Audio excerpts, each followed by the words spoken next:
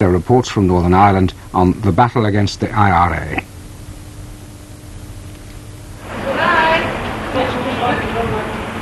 At the heart of the politics of Northern Ireland is the twilight world of the intelligence war, the deadly battle between the security forces and the IRA. This is the root of the controversy over the Stalker affair, with the government determined to protect its agents and informers. Operations in this secret world are seldom revealed, although their results are occasionally seen. Last month, police in the Irish Republic uncovered a huge cache of arms, believed to be but a fraction of an arsenal of awesome firepower from Libya to the IRA, and more were seized last week. Tonight, Panorama assesses the military and political strategies in what both sides call the Long War.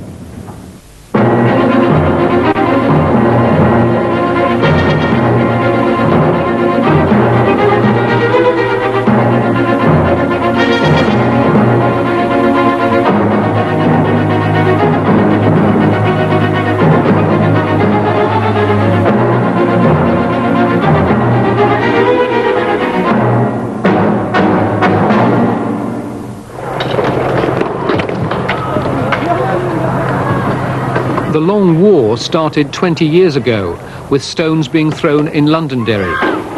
Last month, as dusk gathered over the annual commemoration of Bloody Sunday, little appeared to have changed. But the IRA's new Libyan arms may now dramatically change the picture. A rocket launcher could tear this armoured Land Rover apart. A surface-to-air missile could knock this helicopter out of the sky. The IRA may be stronger today than many people think, given the series of devastating setbacks it suffered last year.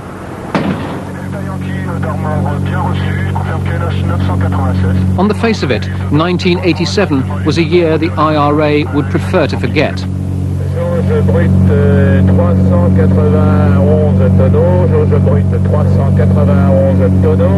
On the 27th of October, a French customs aircraft spotted a boat off the northwest tip of Spain.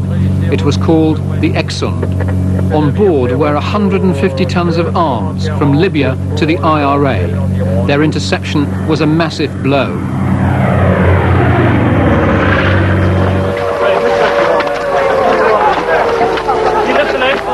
Less than a fortnight later, there was Enniskillen. A bomb intended for the security forces killed 11 civilians on Remembrance Day Sunday. There was universal outrage. One of the repercussions, albeit a temporary one, was a boost for the Anglo-Irish Agreement, the mechanism by which London and Dublin hoped to defeat the IRA.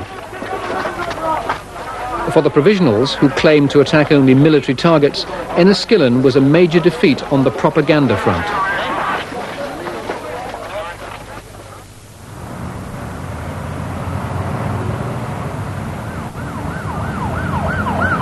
The Long War is partly financed with dollars from America, but there's no sign that Enniskillen has made the IRA supporters there think again.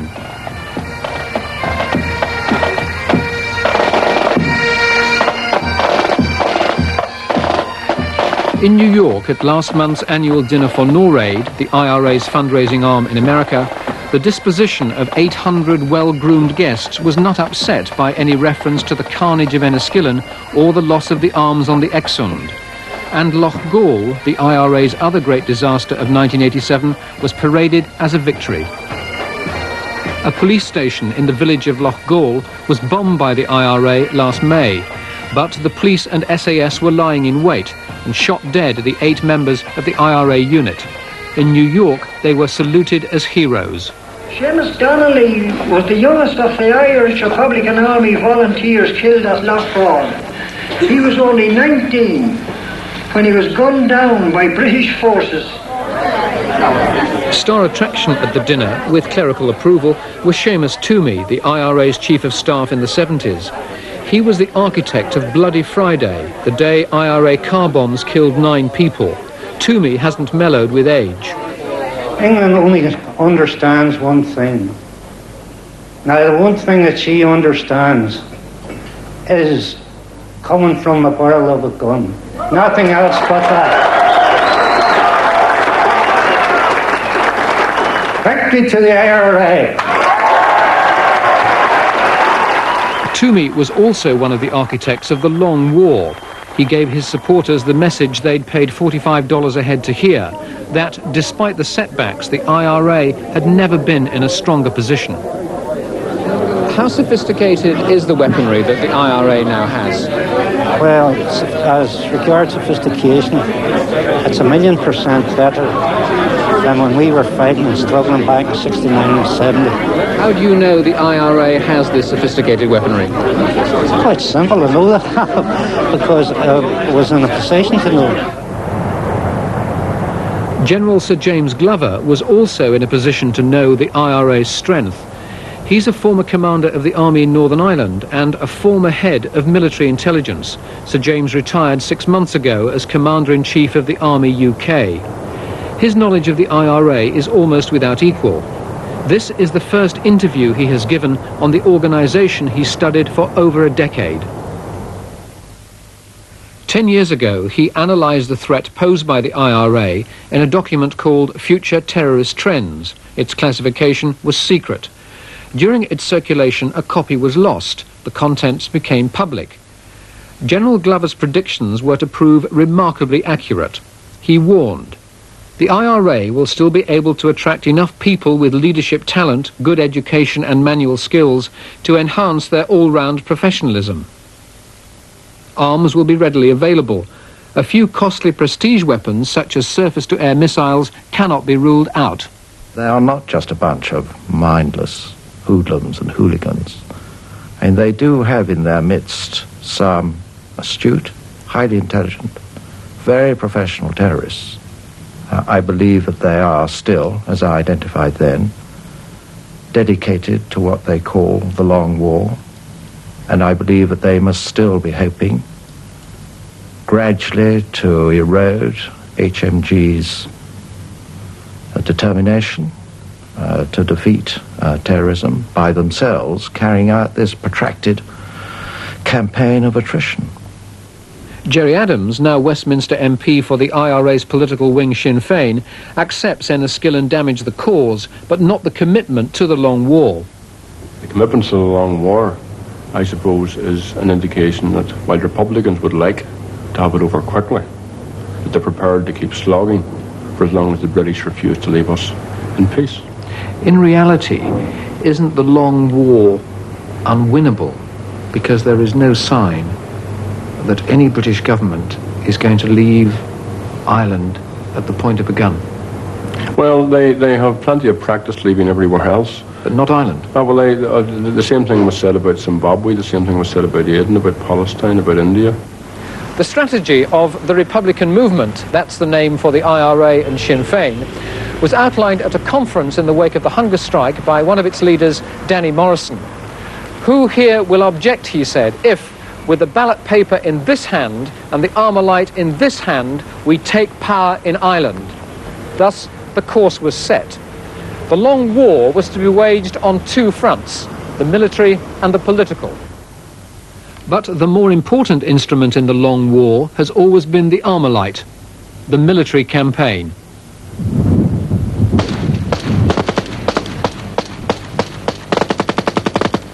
The Republican movement sees the IRA as the cutting edge of its strategy.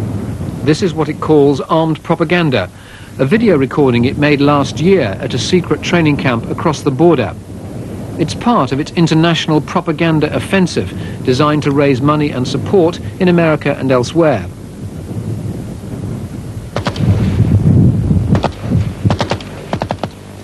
The IRA is organised on a 32-county basis, with a northern command that fights the war and a southern command that provides the arms and logistical support.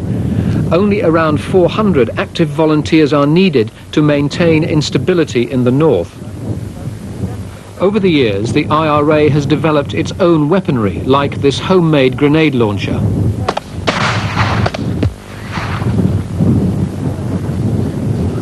But now, thanks to the shipments from Libya, it has a whole new generation of sophisticated weapons. We've traced how this huge arsenal came into IRA hands.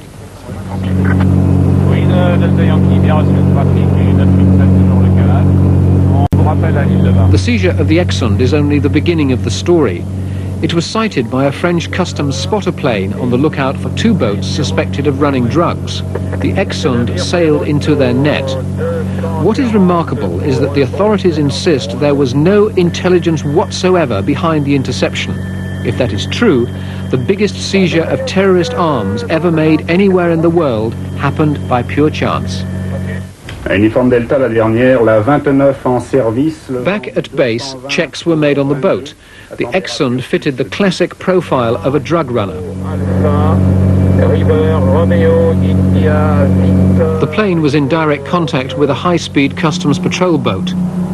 The order was given to move in. First, we come on the bridge and we find 5 persons.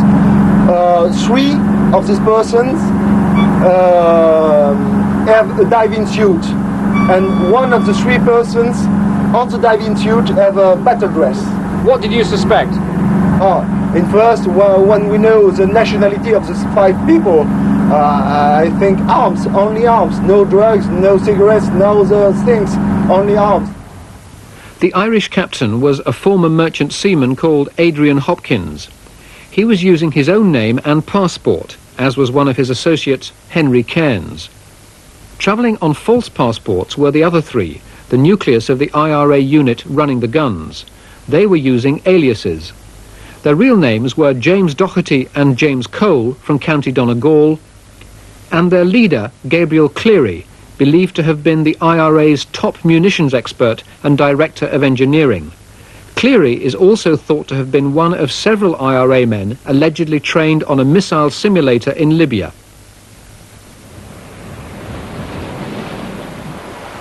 The Exund was taken into custody. It was then that the customs discovered what was on board.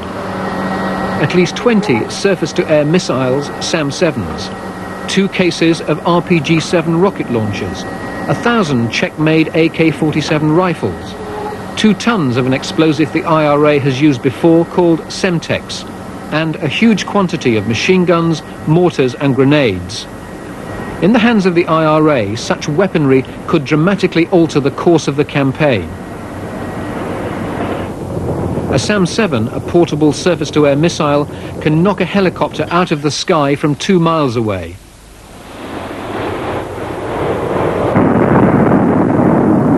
An RPG-7 can blow a hole in a tank.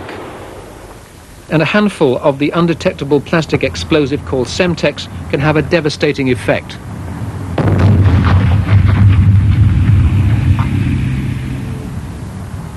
The Exund started its voyage to collect the weaponry from this berth in Malta. The crew flew to join it from all over Europe. It left Malta on the 11th of October and headed for Libya, 170 miles away. 2 days later, it was met in Tripoli harbour by Libyan officials. It was escorted to the military sector. One of the welcoming party is believed to have been Azur Nasser, a senior Libyan intelligence officer who acted as Libya's go-between with the IRA. The holes were ready. They were filled in Tripoli docks under cover of darkness to avoid American satellite reconnaissance.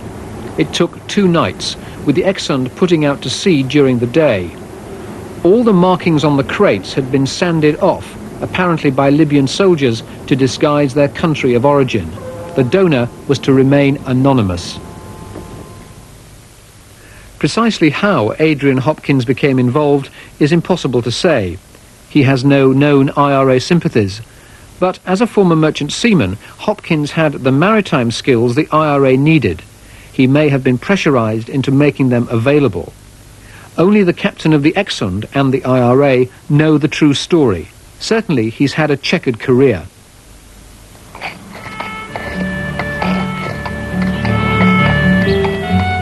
In the early 70s, Adrian Hopkins ran a company called Bray Horse-Drawn Caravans, which invited tourists to see Ireland and save petrol. But the business was extinguished when the caravans went up in flames. Bray Travel then widened the horizon, pioneering cheap holidays in the sun. It became one of the biggest tour operators in Ireland. In 1980, the company went out of business, owing its creditors over £1 million. But hundreds of passengers were left stranded. All the passengers are now back, and they had their holiday more or less in the normal way. But yet there have been people who paid money to go on holidays. Oh yes, and all the passengers who were due to go on holidays have not been carried and will not be carried, and they have lost their money. Hopkins then went into the boat business, using Malta as a base. The IRA told him to find suitable ships and deliver them here. Intelligence flowing from the Exxon and elsewhere indicates that Hopkins made 4 previous trips, 2 in 1985 and 2 in 1986. The total number of arms on board those 4 shipments is believed to have been roughly equal to the 150 tons seized on board the Exxon. All that is information in the hands of the British, French and Irish intelligence authorities. Of course, it's not proof. There'll only be proof when the arms are seized or used. We have established the boats believed to have been used for the 4 shipments, the cargoes said to have been carried, and the route they're thought to have followed. Tripoli was where each consignment came from. Malta was where the boats were berthed. And the destination was the same in each case, the east coast of Ireland, a small beach near Arklow, 50 miles south of Dublin.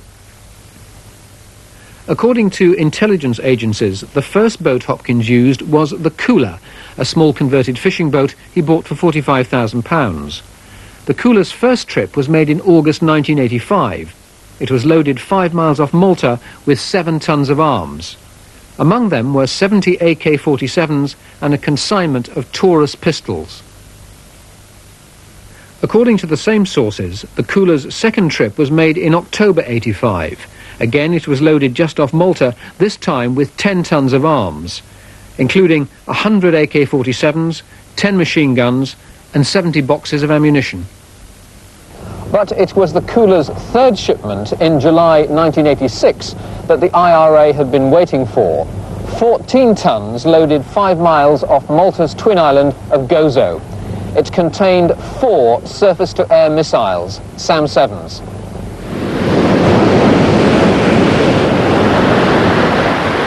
The Cooler landed all its cargoes by rubber dinghy at Clogher Strand, a deserted beach a mile south of Arklow. When Irish police searched the area last November in the wake of the seizure of the Exxon, they found one of the inflatable dinghies slashed, lying underwater some way out. But there were even more arms to come. In April 1986, American F-111s raided Tripoli from bases in England. An extraordinary series of events last night in Tripoli. At 9 o'clock, shore batteries and ships in the harbour opened up.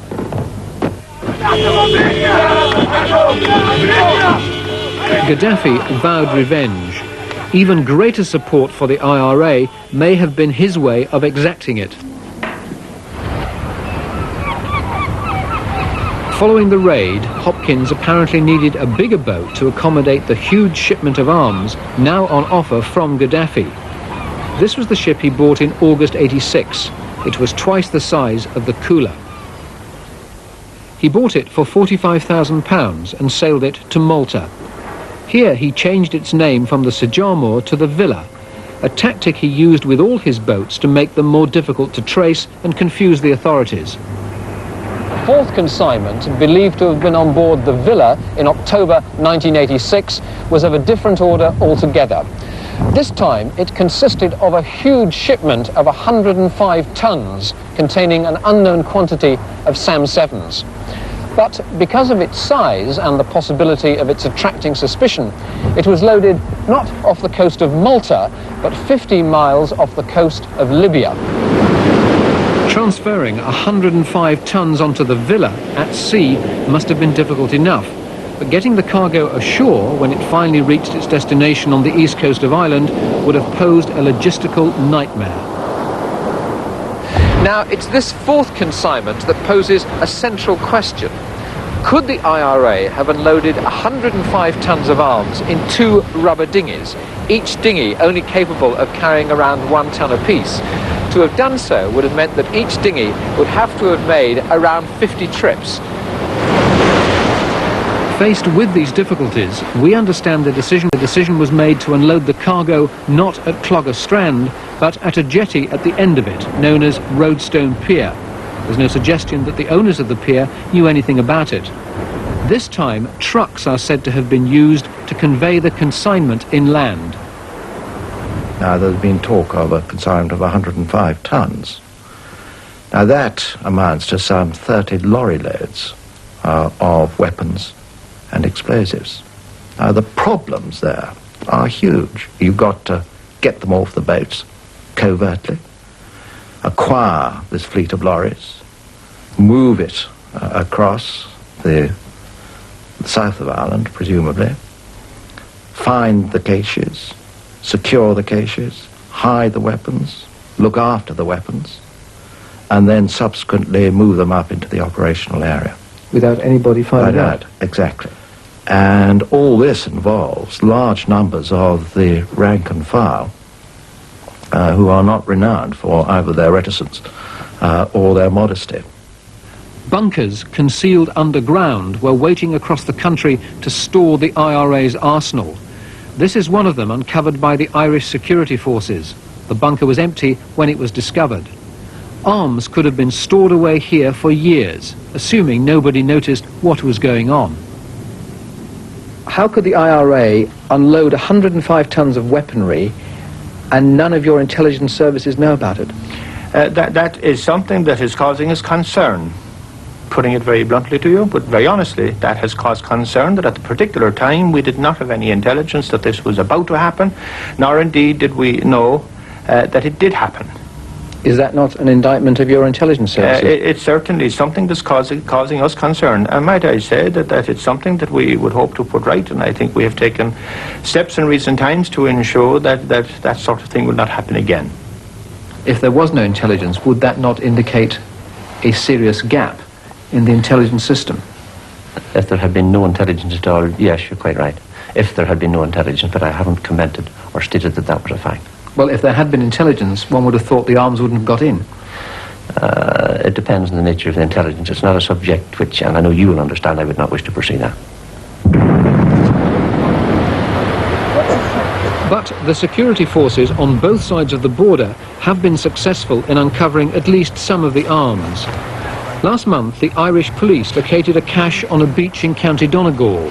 It included 45,000 rounds of ammunition and 90 AK-47 rifles, probably part of the cooler's early consignments. 30 more AK-47s were seized near Dublin last week. To date, no SAM-7s have been found. I have a deep concern, and I am satisfied that neither the South or the North can rest until those arms have been recovered. What sort of quantities are you talking about? I would hesitate to begin to quantify the type of weapons, but I would say that there are many tons of weaponry which have been fairly accurately identified, and the seizures already made both in Donegal and the Republic of Ireland, and very recently here in Northern Ireland. We understand that the total amount of arms shipped in on 4 consignments prior to the seizure of the Exxon were roughly about the same size. That's about 150 tons. I have no reason to disagree with that. If they develop the expertise, if the weapons are there, if they get them up into the operational area, in a sense, without wishing to over-exaggerate, I think that the battlefield could change.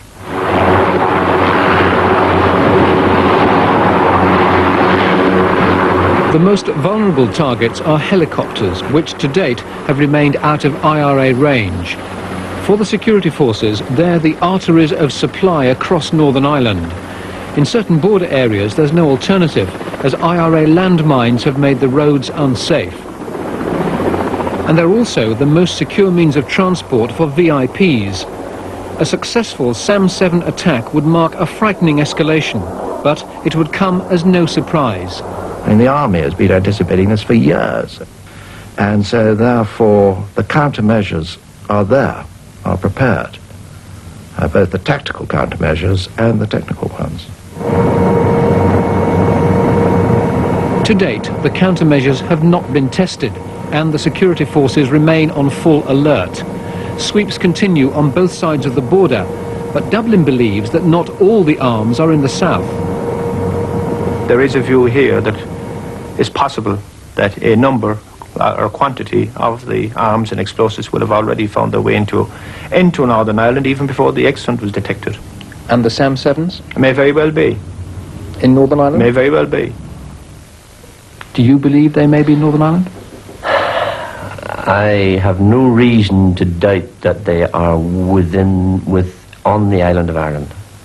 As to where they are precisely, there is an element of doubt about that. I certainly will say that I believe them to be within this island. How many of them do you think there are?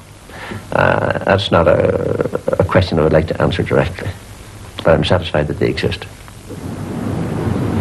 The race is now on both sides of the border to find the arms before they find their targets. Although luck plays its part, the key to uncovering the caches or intercepting the weapons in transit is intelligence. That is a crucial battleground in the long war, because the side with the superior intelligence can stay one move ahead.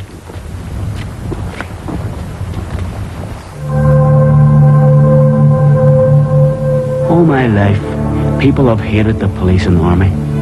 I was reared in streets filled with their guns, so I've always looked the other way when the lads were having a go. Who cares, I thought? And when something really rough happened, I just... Intelligence is about information, and the government is currently running this commercial in Northern Ireland to encourage people to give it. Every scrap of information, every grain of intelligence is vital to deprive the IRA of what it needs most to survive: secrecy. I phoned that confidential telephone number and told them what I know. You see, I want a decent future, and that's not going to happen while these heroes are screwing it up for everybody. But the real intelligence war is fought out on the ground, in a John le Carré world of agents and informers run by the intelligence services. Intelligence is the key. Without it, you tend to flounder around. You have to adopt the broad swipe rather than the rapier thrust.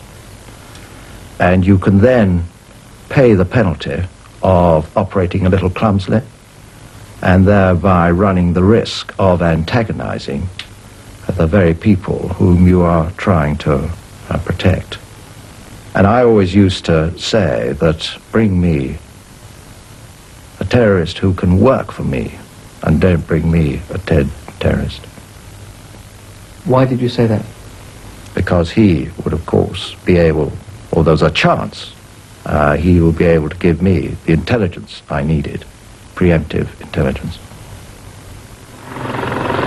It's a deadly game. Those who play it and lose know the penalty.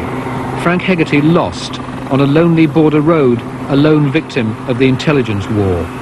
His eyes taped, his hands tied, he'd been shot in the head by the IRA. His body was found in May '86. The IRA said he'd been working for British intelligence for over 5 years. Frank Hegarty was an IRA man from Derry, connected with the Quartermaster's Department, which looks after the IRA's arms. The significance of Frank Hegarty is that he's the informer believed to have pinpointed the farmhouses where some of the cooler's early consignments were hidden. They were uncovered in Sligo and Roscommon in January 1986. They included 84 AK-47s and a box of Taurus pistols, believed to have been shipped in on the cooler's first trip.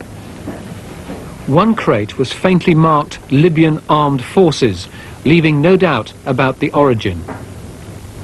This seizure explains why agents and informers are so critical in undermining the IRA's capacity to wage the long war. But Frank Hegarty's cover was blown. Martin McGuinness, as the Sinn Féin leader in Derry, was familiar with the Hegarty case. Well, I mean, if Republican activists who know what the repercussions are for going over to the other side, in fact go over to the other side, then they, more than anyone else, are totally and absolutely aware of what the penalty for doing that is. Death. Death, certainly.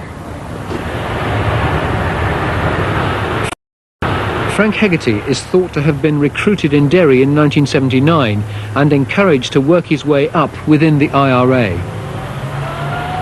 The evening before the arms were seized, he knew he was going away. He took his common-law wife out for a last drink. Well, we're out as usual on a Saturday night and we're having a drink. And he said to me, you know, I'm going away tomorrow. He said, if I don't make it tomorrow, you won't see me for a long time. I had asked him what was he doing? He said, I can't tell you. The next morning, as the arms were uncovered, Frank Hegarty vanished. He's believed to have gone to the Foyle Bridge just outside Derry and been spirited away by British intelligence officers.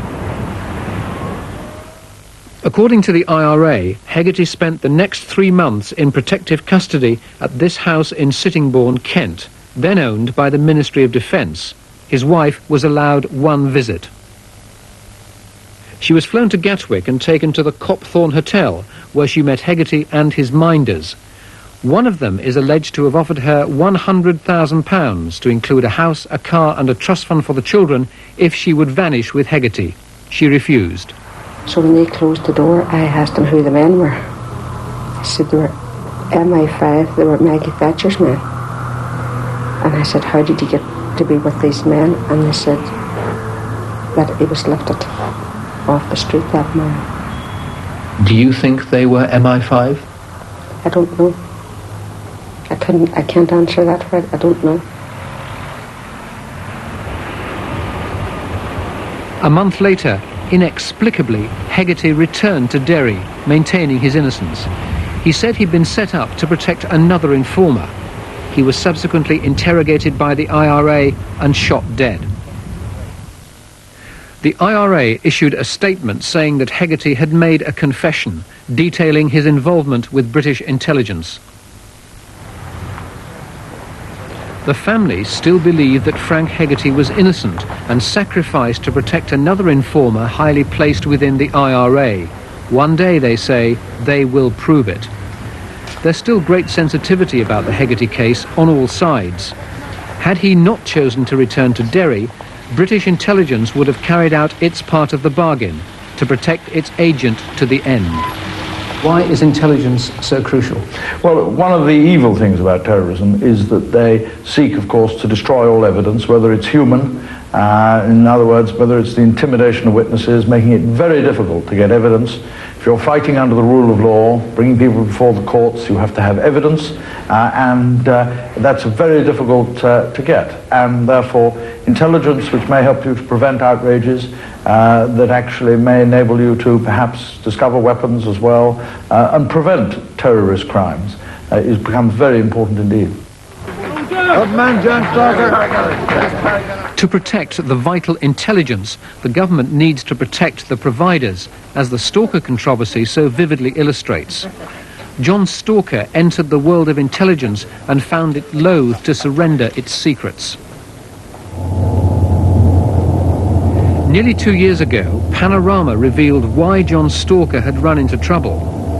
As Deputy Chief Constable of Greater Manchester, he was asked to investigate why officers from the RUC's elite anti-terrorist unit had given false accounts of 3 shooting incidents in 1982. In this one, 3 unarmed IRA men were shot dead. The officers said they'd told cover stories to protect the identity of informants.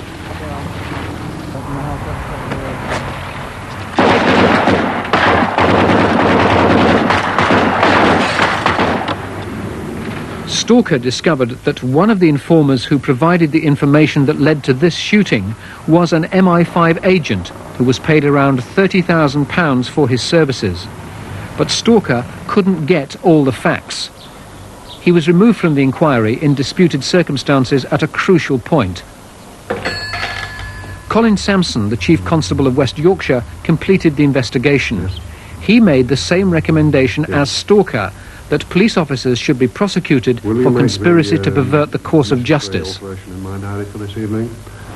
Last month, the Attorney General, Sir Patrick Mayhew, announced that there would be no prosecution of RUC officers in the interest of national security. It was a clear message to all agents and informers that whatever the political cost, the government will stand by them to the end. What caused the controversy was the Attorney General's statement that there was evidence that criminal offences had been committed. He had to strike a delicate balance between the requirements of justice and national security. There's a balance here. That balance has been decided very firmly and very clearly by the Attorney General. On the facts as I know them to be, I believe it was a right decision in all the circumstances. I mean, I've heard lots of people, tremendous authorities on the way this matter should have been handled. And if you say to them, but if it meant that a number of lives were at risk, and if it meant the risk of serious terrorist outrages, for example, what would you do? People then say, oh, well, of course, that's a bit more difficult, isn't it? And that's the reality of responsibility, that you have to weigh up all these things. When you say a number of lives were at risk, are they the lives of agents and informers working for British intelligence? I can't comment on individual circumstances, but I have tried quite honestly, and I think people were surprised at my frankness in the House of Commons, in explaining what some of the considerations are, some of the background problems that we find in the fight against terrorism. Mr. King has now moved to lower the temperature by announcing a review of whether disciplinary proceedings would be appropriate. But Dublin remains unimpressed. The Stalker controversy has now brought the world of intelligence to the very centre of Northern Ireland politics.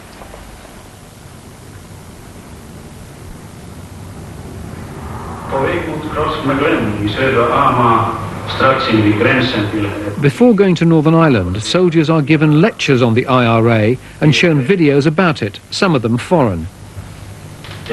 They also learn about the IRA's strategy to broaden support for its campaign by widening the appeal of its political wing, Sinn Féin.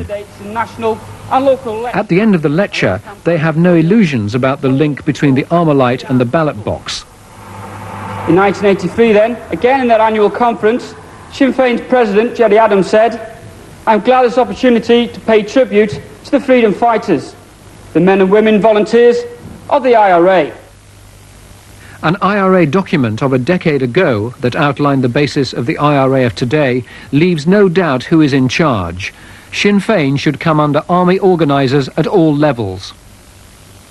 I find it difficult to differentiate between the two. I know that members of Provisional Sinn Féin, and particularly locally elected members, are encouraged, I use that word carefully, encouraged to be volunteers in the Provisional IRA. I'm not saying that they all are, but they are all encouraged to be.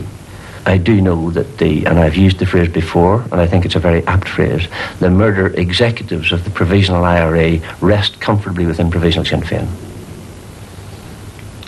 Are you saying that the leadership of Sinn Féin is also the leadership of the IRA? I would say that they're not separate at all, and that they certainly overlap considerably. Are you saying that there are Sinn Féin councillors in Northern Ireland who are also active members of the IRA? I'm satisfied of that. In the political arena, the council chambers of Northern Ireland, the battle between Sinn Féin and its opponents is intense. This is a vital theatre of the long war. Sinn Féin now has one Westminster MP, Gerry Adams, and 59 councillors throughout Northern Ireland's town halls. This outrages the Unionists and presents the government with a problem. It won't talk to Sinn Féin, but expects others to do so in conducting council business. This problem is most acute in Belfast. Unionist politicians feel they've been left high and dry by the government to take on Sinn Féin on their own. They control Belfast City Council and bitterly resent having to sit in the same room as the people the government refuses to talk to. They're doing all they can to sabotage Sinn Féin. Sinn Féin's 9 councillors form the largest single party on the opposition benches. 2 of them have been convicted of terrorist offences, one for IRA membership and possession of a firearm, the other for possession of ammunition. A third was convicted for escaping from lawful custody. He was Alex Maskey, currently top of the Unionist hate list. Councillor Maskey was gunned down by loyalists last May and narrowly survived. On the day of the meeting of the Gas Committee last December, feelings against Maskey were running even higher on the Unionist side because he'd just been banned from entering England, Scotland and Wales. But there was nothing stopping him from entering Belfast City Hall. Unionists planned to sabotage the meeting to show their contempt for Maskey and Sinn Féin. They considered holding it in another room without telling the opposition. But a Sinn Féin councillor moved in first to thwart them. In the end, Sinn Féin entered the committee room, the Unionists did not. They boycotted the meeting. It was abandoned because there wasn't a quorum. For the parties involved, these manoeuvres are not a charade. They're deadly serious. That's what these people represent. They represent the IRA, and we're not prepared to sit down with them. If the government refused to meet them, the Secretary of State refuses to talk to them, I don't see why they should foist it upon us to have to sit down and do business with these people. Unionists have repeatedly demanded that the government should proscribe Sinn Féin, making it illegal like the IRA. Thus its members would be banned from the council. But the government is loath to do so, not least because it would hand Sinn Féin a powerful piece of propaganda. Instead, it's suggesting that all councillors swear an oath that they do not support violence. But it looks as if Sinn Féin will sign it. Are all Sinn Féin councillors in Northern Ireland members of the IRA now? I cannot speak for all Sinn Féin councillors. As far as I'm concerned, Sinn Féin councillors are members of Sinn Féin, and their support for the Irish Republican Army is on record, and as far as I'm concerned, that suffices. Are you a member of the IRA? No, I'm not a member of the IRA. If you were asked to join the IRA as a Sinn Féin councillor, would you join? Well, as far as I'm concerned, that's a hypothetical question.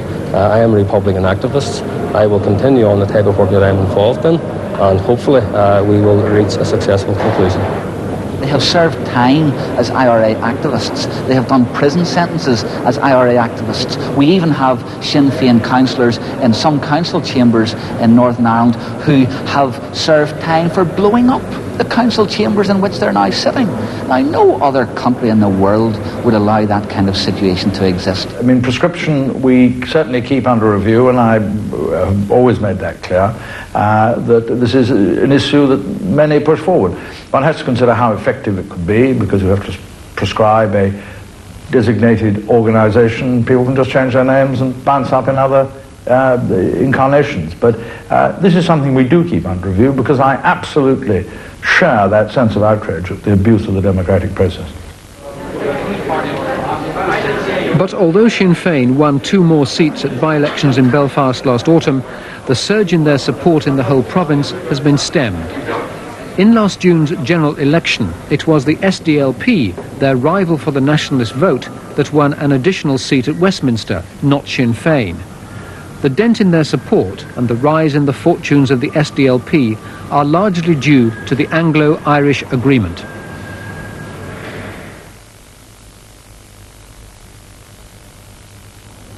The Anglo-Irish Agreement was signed by Mrs. Thatcher and the then Irish Prime Minister Dr. Fitzgerald in November 1985. The venue was Hillsborough Castle, long the seat of the governors of Northern Ireland. In the splendour of its drawing room, the historic agreement was signed. The agreement is the cornerstone of Britain's strategy to ensure victory in the long war, and it's a direct response to the Armalite and the ballot box. The aim is to neutralise the IRA through improved security cooperation with Dublin, and to marginalise Sinn Féin by setting up, it's hoped at some stage, a devolved government in Northern Ireland in which the SDLP would play a major role, thereby draining support from Sinn Féin.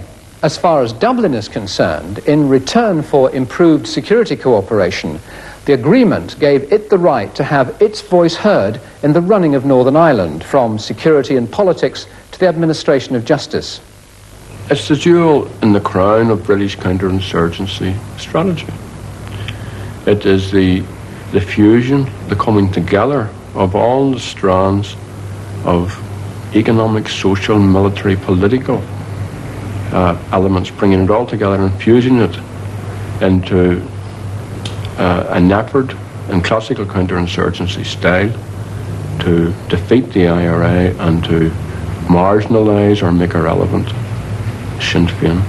I think it also has an effect which should not be underestimated of insulating the British from international criticism of their role And I think it also has the effect of,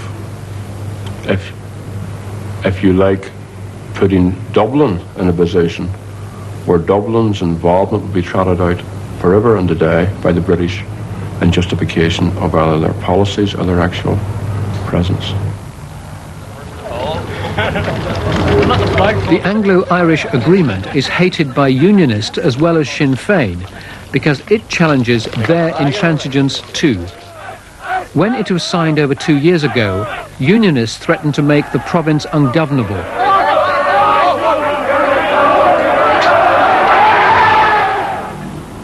The government has weathered the storm, but it now has to implement the most difficult part of its strategy if it is to marginalise Sinn Féin. It has to persuade Unionists to enter a new Northern Ireland government with Sinn Féin's rival for the nationalist vote, the SDLP.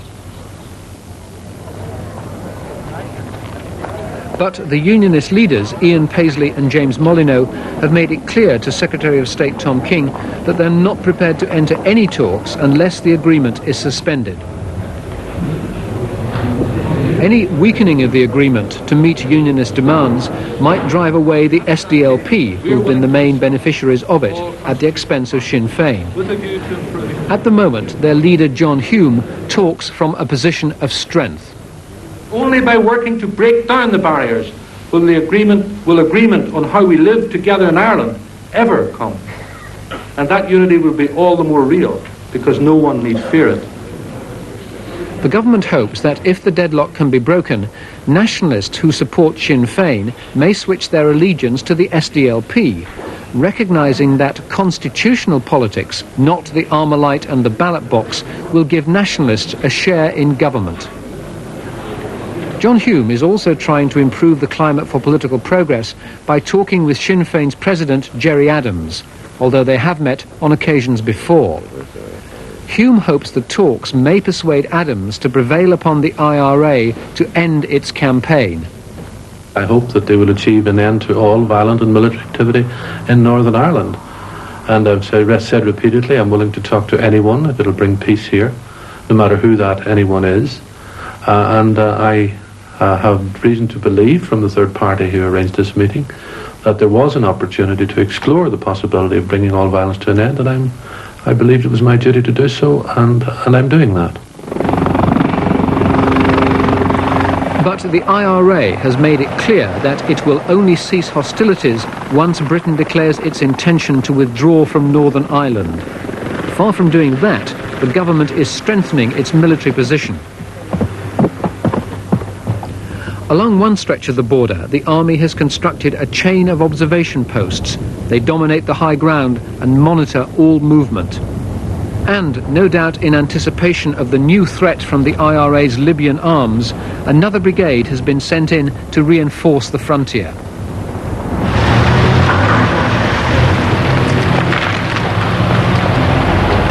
Improving cross-border security at checkpoints like this in the Irish Republic is the other purpose of the Anglo-Irish agreement. But much depends on political will. The agreement is designed to strengthen Dublin's commitment to wage war on the IRA, but Dublin has to proceed with care. The police here at Black Lion are accepted by the community, and they're unarmed. An intensive campaign against the IRA might upset this delicate balance. Dublin does not want a paramilitary police force. Hello, Belcoo. Black Lion here again. Just testing the line there. Anything new? A direct line to the RUC station a mile away at Belcoo is one thing, but the last thing the Irish police want is their premises turned into fortresses like the RUC stations on the other side of the border, sandbagged against the IRA's mortars. The danger is that the Stalker affair may also have damaged an already delicate cross-border relationship. I would sincerely hope that any of the difficulties that it gives rise to, and it gives rise to many, that we will in time be able to overcome them. That we want to and that we will try, but isn't it a pity and isn't it a shame that people at the other side couldn't see things as we do? Isn't it a pity that the cooperation that we all want to see as a result of the Anglo-Irish Conference and the successes that we all want for it weren't taken into consideration at the time decisions were made arising from the Stalker-Sampson affair? I say this with regret. It makes our job much more difficult. The British thought national security was more important. Well, as you say, if the purpose of the decision was for the protection or preservation of informants and whatever reasons, I don't think that's a good enough reason that law should be broken, that people should be instructed to commit perjury, that people who seemingly could have been charged with shoot-to-kill policy and people who perverted justice in every way. That's not how a law enforcement agency can or should command respect of those that it's meant to protect. Do you fear that cross-border cooperation may have been damaged as a result of the Stalker affair? No, I hope not. I hope not at all. I think that, first of all, it would be very illogical if it was. We're talking about things that happened 6 years ago, and that cross-border security cooperation has been going ahead well in the last year, 2 years, and that's the reality of the people of today in the RUC and the Garda, but also because it's overwhelming in both our interests.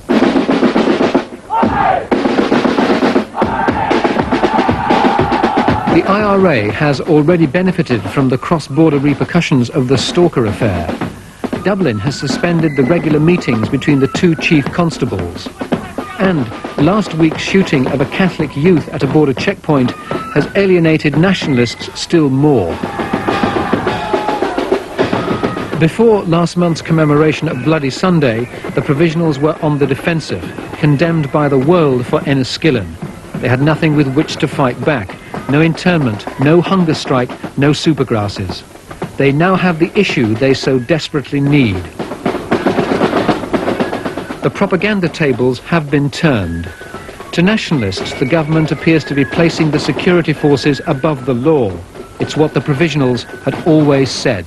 This is partly a propaganda battle, and others will seek to exploit it. I don't think there's anything the IRA can do that will ever expunge the awful horror and the common feeling of revulsion that Enniskillen produced myself.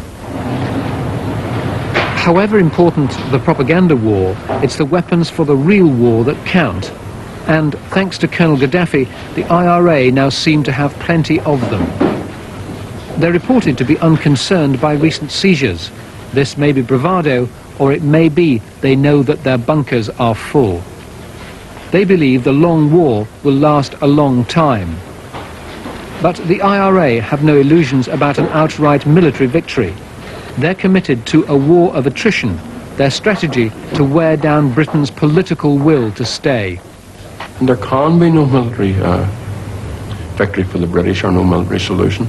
And unlike the British, the IRA aren't trying for a military solution. The IRA are fighting for political objectives, clear-cut political objectives, and for a political solution. I do believe that if anyone looks at the history of this struggle, that they must conclude that the British aren't going to win. Northern Ireland today is a different place to what it was a decade ago. The RUC now patrol the IRA stronghold of the Bogside, although still not welcomed with open arms. Get out of Bogside! And the IRA's tactics have changed. The attacks now tend to be more selective. Among the latest victims, 2 UDR soldiers killed in Belfast last week.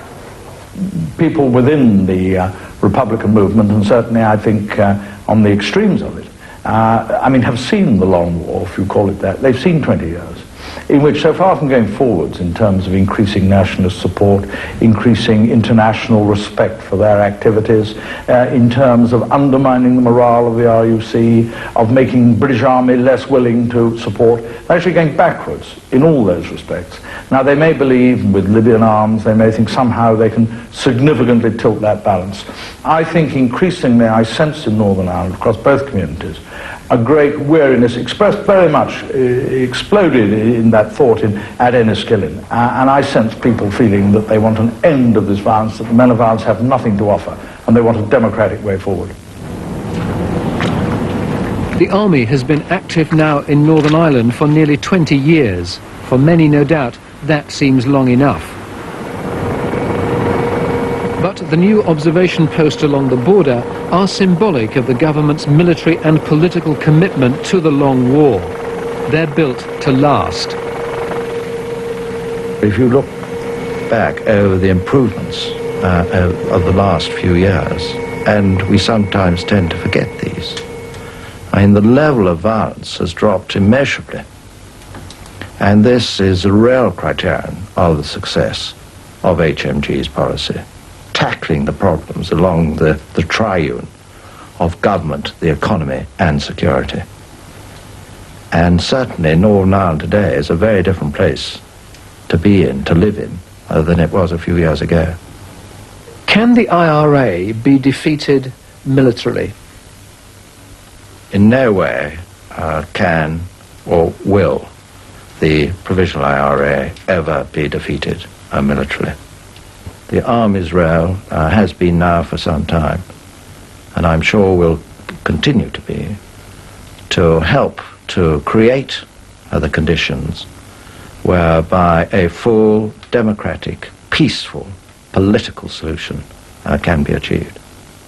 How long will the long war last? The long war will last as long as the Provisional IRA have the stamina, the political motivation. I used to call it the sinews of war, but the wherewithal to sustain their campaign, and so long as there is a divided island of Ireland.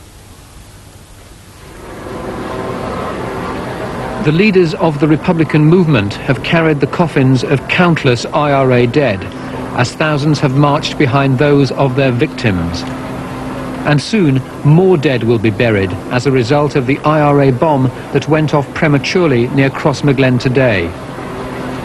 But there's no sign that the IRA is short of recruits to replace their losses, or the weapons with which to fight on.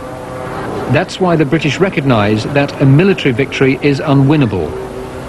Both sides agree on one thing, that politics, not guns, will win the long war. But victory is nowhere in sight for either side.